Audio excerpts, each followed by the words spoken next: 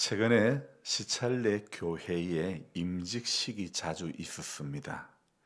그래서 예배 후 잠시 쉬다가 다녀올 수밖에 없었죠. 두 군데 교회는 다녀왔고 한 군데 교회는 아이들이 오래간만에 봉하러 와서 함께 예배드리고 아이들과 함께 시간을 가지는 관계로 다녀오질 못했습니다. 보통 교회에서 임직식이 있으면 1부 예배와 2부, 3부 이렇게 순서를 가지다 보니 최소 2시간은 걸리게 됩니다. 그리고 마치고 식사까지 하게 되면 주일 오후의 절반의 시간을 거의 행사에 쏟아붓게 되죠. 그러니 이렇게 이웃 교회의 행사에 참여하는 것도 참 쉬운 일이 아니구나 이런 생각이 듭니다. 그런데 노회 임원들 중 행사에 순서를 맡은 분들이야 당연히 와야 되겠지만 그 외에 순서에 관계없이 무리지어 다니는 분들을 보게 되었습니다. 아마 다음에 노회장에 출마하고 싶은 분들과 또 이들과 함께하는 분들이죠. 사실 그들이 섬기는 교회에도 예배가 있을 것인데 모든 외부 행사에 거의 빠지지 않고 참여하는 모습이 별로 예쁘게는 보이지 않았습니다. 하나님의 교회를 몸된 교회를 섬기라고 장로의 직분을 받게 하셨고 또 중요한 직분을 받게 하셨는데 본교회 예배는 안 드리고 이 교회 행사 저 교회 행사 이렇게 사람 모이는 곳에는 다 찾아가는 그런 무리들을 보면서 교회나 사회나 이래서 정치는 눈살을 찌푸리게 하는 거구나 이런 생각이 들었습니다. 이것이 최근에 이웃 교회에서 임직식이 있는 그 임직식에 단 2분만을 참석하고 느낀 제 마음입니다. 여러분 가야 할 자리, 있어야 할 자리에 바로 있어야 하고 가야 할 자리에만 꼭 가야 되는 것이 맞다는 생각합니다. 주께서 세우신 그 자리, 바로 자기 자리를 지키고 있는 것이 가장 귀한 것입니다. 지금 내가 섬기고 있는 교회에서 묵묵히 기도하면서 자신에게 주어진 일을 소중히 감당하는 것이 최고의 아름다운 모습이라고 생각되어집니다. 꼭 임직식이라는 행사를 통해서 직분을 받아야만 감당하는 것이 아니라 어떠한 직분에 관계없이 어떠한 정치와 관계없이 이것이 내가 해야 될 일이라고 생각되어지는 그 일에 소리 없는 그림자처럼 꼭 같이 붙어서 일하는 일꾼이 진짜 필요한 주의 일꾼인 것입니다. 사도행전 23장과 24장은요. 바울을 죽이려는 관계와 바울을 벨리프 총독 앞에 세우고 또 바울을 고발하는 일종의 정치적인 그런 모습을 우리가 발견할 수 있습니다. 지금이나 바울 당시나 정치는요. 사람 하나 죽이고 살리는 것은 아무것도 아니죠. 사도행전 21장 이후에 예루살렘에 도착한 바울이 결박을 당하고 옥에 갇히고 또 사람들이 이 바울을 죽이려는 음모를 세우고 그것도 하나님의 백성이라고 하는 유대인들이 바울을 죽이려고 온갖 몸부림을 치고 소위 이방인들이라고 하는 로마 군인들은 오히려 바울을 지키고 있는 그런 상황 가운데 있습니다. 바울을 죽이려고 온갖 관계를 다 꾸미지만 그러나 사람들이 아무리 음모를 꾸며도요. 하나님께서 바울을 지켜주시는 겁니다.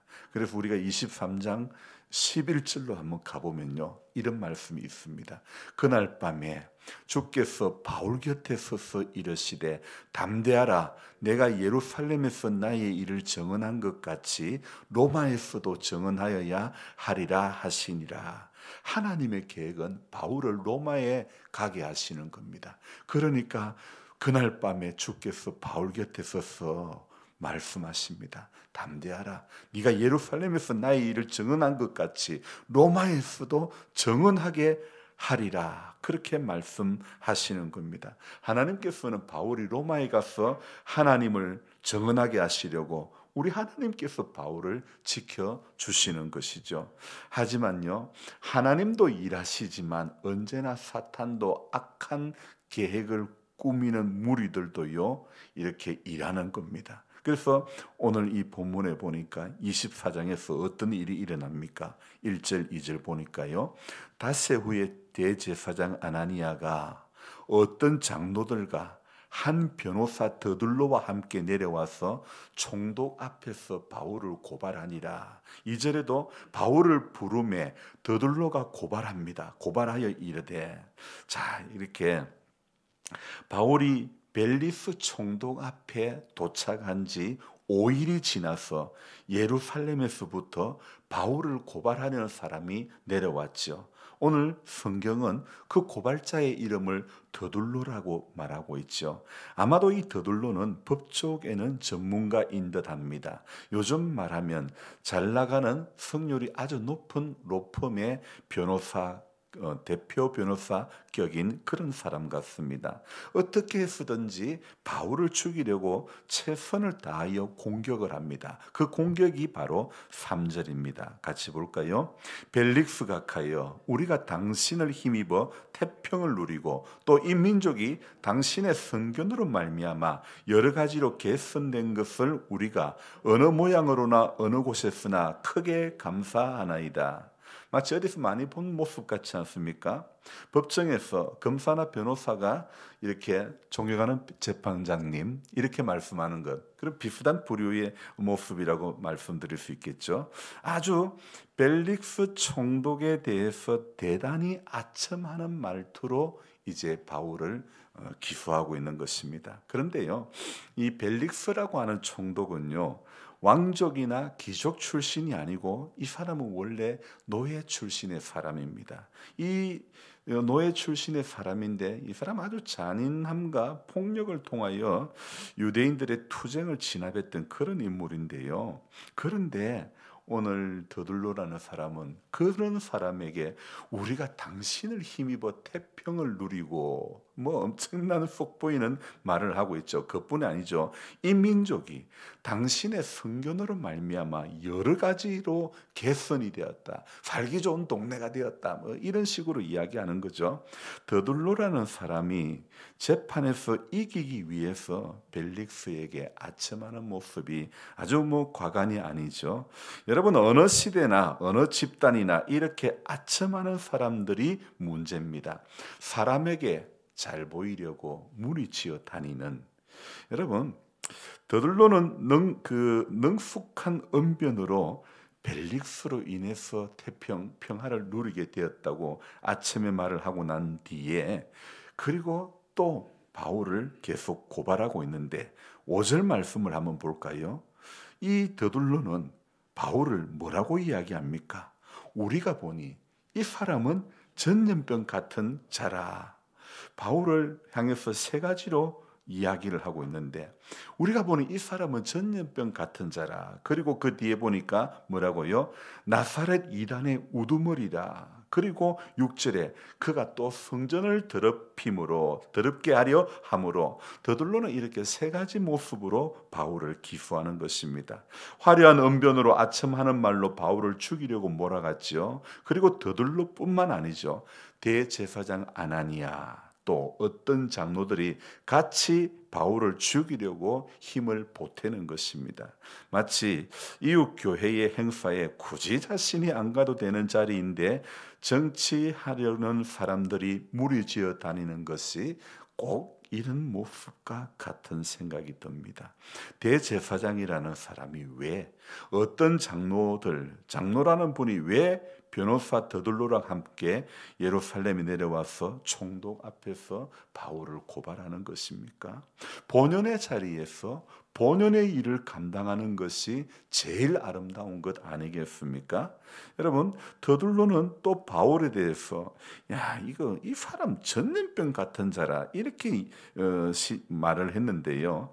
여러분, 세계 역사 가운데요, 기독교는 오늘 더둘로가 바울에게 이 사람은 전염병 같은 자라고 말한 것처럼 이 세계 역사 가운데 기독교는 전염병처럼 여겨지고 박해를 받아왔던 것이 사실이지 않습니까? 하지만요, 여러분 우리가 분명히 알아야 될 것은 복음은 결코 전염병이 아닌 것입니다.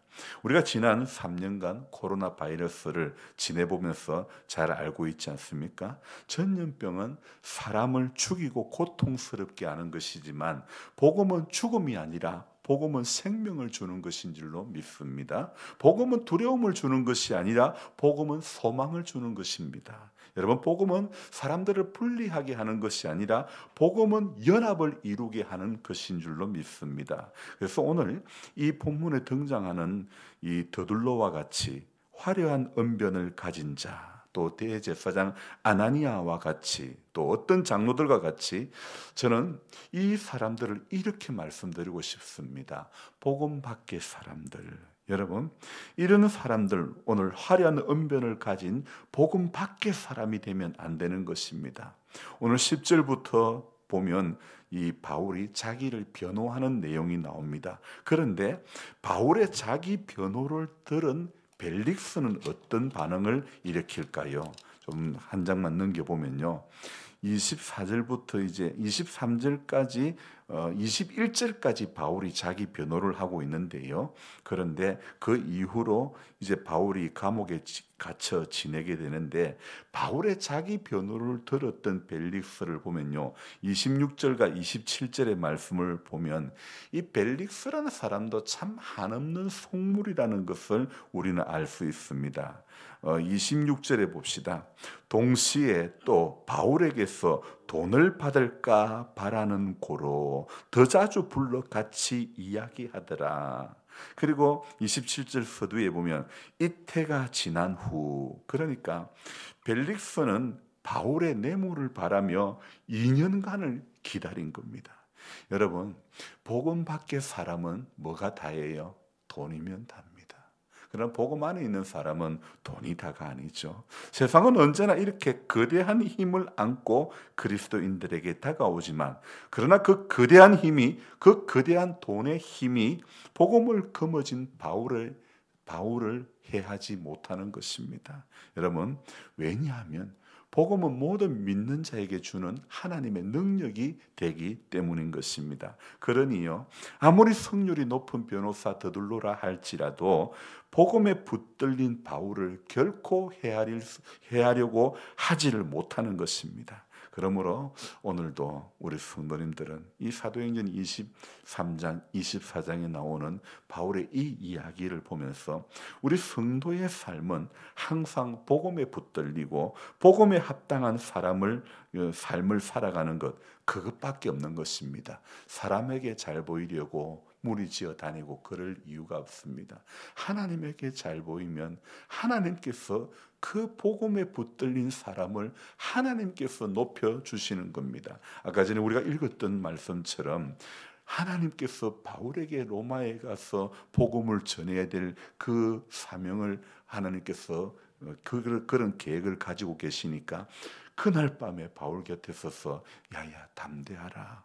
네가 예루살렘에서 나의 일을 정언한 것 같이 로마에서도 나의 일을 정언하게 하리라. 하나님께서 바울 생명을 지켜주시는 겁니다. 붙잡아 주시는 겁니다. 우리는 오늘도 복음에 붙들리기만 하면 하나님께서는 일하시는 줄로 믿습니다. 다른 어떤 것에 우리가 붙들리지 맙시다.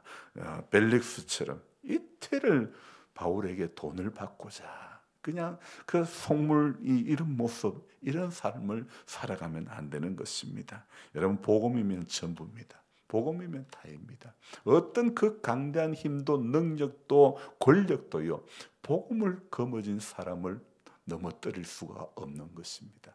그래서 오늘 이 하루도요, 우리 출발하는 이 시작이, 우리의 결단이 하나님 복음에 붙들린 성도의 삶을 오늘도 살아가게 해 주옵소서. 그렇게 기도함으로 이 하루를 열어가게 되시기를 주의 이름으로 축복하며 기도합니다. 기도하겠습니다. 하나님 아버지, 바울을 고발하는 이 내용을 보면서 참 예전이나 지금이나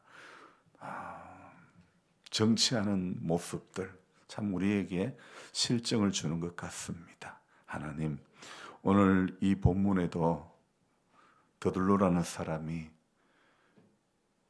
바울을 고발하는 이 모습, 정말 그 입에 붙어있는 아첨하는 말들, 이런 말들을 보면서 우리 믿음의 사람들은 어떤 문제와 어떤 상황이 우리 앞에 닥쳐올 때 복음을 가진 사람답게 판단하고 복음을 가진 사람답게 그렇게 행동할 수 있는 우리가 되어지기를 원합니다. 오늘 벨릭스와 같이 돈을 받을까 하여 여러분의 세상에 돈을 사랑함이 일만하게 뿌리라고 했는데, 하나님, 믿음의 사람들은 과연 문제 앞에, 상황 앞에, 거대한 힘 앞에 어떤 모습으로 살아가야 하는 것이 바른 모습인지 알게 해 주시기를 원합니다. 하나님, 복음을 가진 사람답게, 복음에 붙들린 사람답게 살 수 있는 것이 가장 아름다운 것인 줄로 믿습니다. 자신이 가야 할 자리, 자신이 있어야 할 자리, 자신이 섬겨야 할 자리가 어디인 줄 알게 하시고, 그래서 꼭 주님이 우리를 부르신 그 자리에 하나님 꼭 서 있는 그림자처럼, 예수님의 그림자처럼 그렇게 우리가 살아갈 수 있도록 도와주시옵소서. 그래서 우리가 생각 밖에, 하나님의 계획 밖에 붙들린, 나의 욕심에 붙들린 어떤 일에 끌려가지 말게 해주시고, 하나님이 계획하신 그 일에, 주님 나를 통해 기대하신 그 일에 오늘도 우리가 그 자리에 묵묵히 지켜갈 수 있는 우리 모두가 되도록 하나님 도와주시옵소서. 주님, 날씨가 추워져 가고 있는 가운데 있습니다. 우리 연로하신 성도님들이 힘을 내어야 될 터인데, 주의 앞에, 인생의 연륜 앞에, 연세 앞에, 나이 앞에 힘을 내지 못하고 있습니다. 하나님, 한 분 한 분을 주님이 신방해 주시고, 주님이 말씀으로 다가가셔서 주님 위로해 주시고 새 힘을 얻게 해 주시옵소서. 오늘 하루도, 이번 한 주간도 우리 모두가 복음을 가진 사람답게 이기고 확신하고 담대할 수고 당당할 수 있는 그런 모두가 되도록 주님 도와 주시옵소서. 감사를 드리며 예수님의 이름으로 기도드리옵나이다. 아멘. 간절한 마음으로 주여 부르고 기도합니다. 주여, 주여.